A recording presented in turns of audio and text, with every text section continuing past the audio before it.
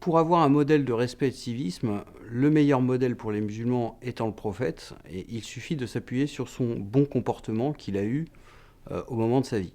Et notamment un des traits qui était particulier à ce personnage, c'était notamment le fait qu'il respectait toujours les engagements qu'il avait fournis. Et donc vous avez notamment, à son époque, avant même la révélation qu'il reçut à 40 ans, un attribut qui lui était donné du fait qu'il était Sadiq el-Amin, c'est-à-dire l'homme digne de confiance. Et donc l'homme sincère et digne de confiance, ce terme-là, on le retrouve notamment dans l'Apocalypse de Saint Jean, en parlant de Jésus lors de sa seconde venue à la fin des temps. Donc on voit bien qu'effectivement, ce prophète va finalement représenter tous les aspects des prophètes précédents à travers les différentes qualités qu'ils ont pu obtenir chacun.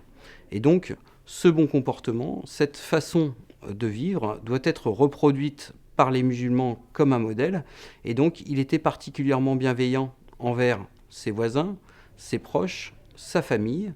Et ce bon comportement doit être effectivement renouvelé par l'ensemble des musulmans tout au long de leur vie.